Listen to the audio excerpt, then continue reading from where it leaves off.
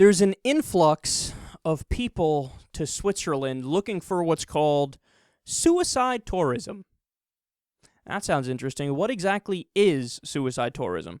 Well, it's people taking advantage of physician-assisted suicide laws.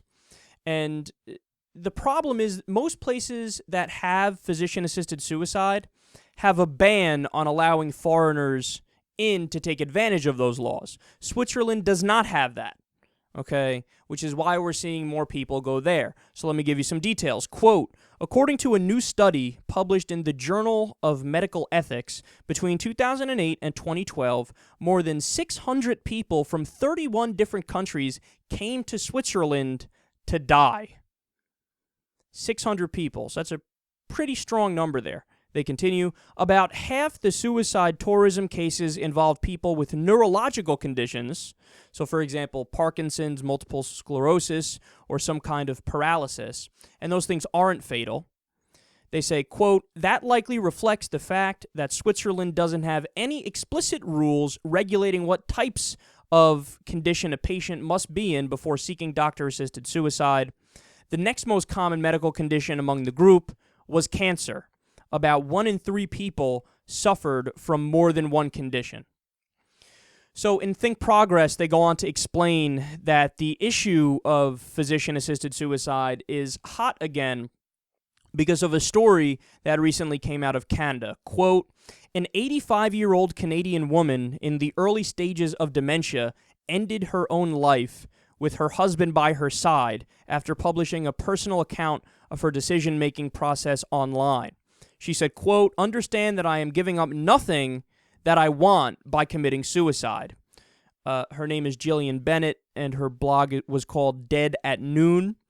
She says, all I lose is an indefinite number of years of being a vegetable in a hospital setting, eating up the country's money, but having not the faintest idea of who I am. So in the U.S., there are 4 states that allow physician-assisted suicide, but it's strictly regulated. And those states are Oregon, Washington, Vermont, and Montana. And here's the thing that I found really, really interesting about this story. It became clear to me as I was going through the article, not that I didn't think this beforehand, but it was in your face more as I read the article.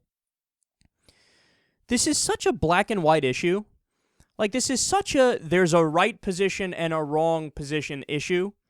And for whatever reason, I don't know why, or maybe I know at least a little bit why, we haven't, in terms of law around the world, in most places, we haven't lined up with what we know is true and what we know is just and what we know is right.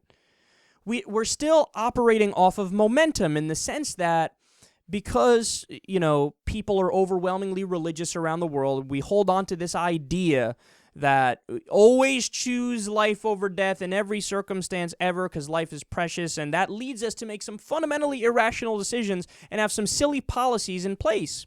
And we're operating off of momentum from these primitive beliefs of prior generations, and what we're saying is, well, yeah, even if you're super sick or super depressed and you hate life and you want to go in a clinical setting in a peaceful way, we're not going to allow you to do that. We're going to say that's illegal. Think about it, when it comes to our pets, we're more reasonable.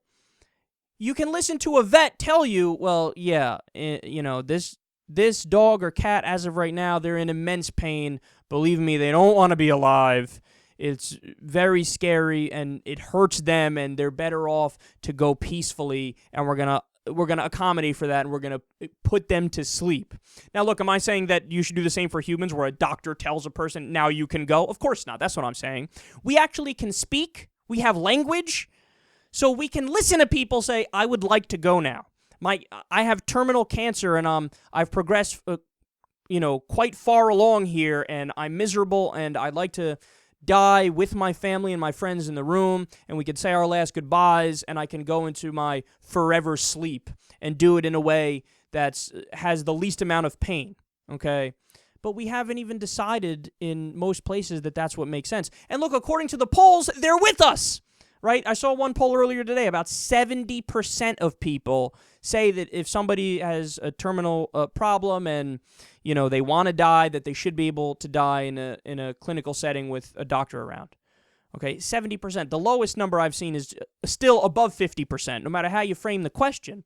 So, look, to me, it's a no-brainer, man, and I get it. If you want to have some slight disagreements, like, oh, I think you should only make the decision if you're terminal. Okay, that's a debate to have with somebody who says, well, you should be able to do it essentially whenever you want, or you should be able to do it when the disease is worse than this, or whatever, right? There are some reasonable slight disagreements to have and to hash out. But the idea that a majority of the world can still be on the page of no, no, no, no, no, well, then that's why you see an influx of suicide tourism to Switzerland. And does anybody in their right mind think these people are actually criminals? Of course they're not criminals. They're people who have hit the end of their lives. Some of them probably lived great lives and they're super happy about them. Some of them may have been depressed and they didn't like it, or whatever the case is. It's none of my business. It's none of our business. All I know is that if we actually believe in this idea of freedom, I mean, one of the first things you should believe in is the freedom to end your life when you think you should end your life, or when you want to end your life. Who is the state to tell you, no, you can't do that because I say so, because of this generally broad view that that's bad even though you're fucking in a shitload of pain and you want to die? I mean, we need to fucking wise up, man. Only 4 states in the U.S. allow this. On a federal level, we should pass a law that says physician-assisted suicide is legal, and here are the terms. Now, I struggle. I don't know whether I'm in favor of it whenever people want, right? I think that's a very reasonable position to take. Or I don't know if I'm in favor of some limitations, like some age restrictions or some sickness restrictions in terms of you have to be sicker than this to do it. I don't know. I need to think more about the details of it. But what I do know is it's right. Regardless of what stripe of a position you take on the issue, it's the right thing to do. And we haven't embraced that the world over, which is why suicide tourism, unfortunately, has to exist, and people have to go to Switzerland to die with dignity.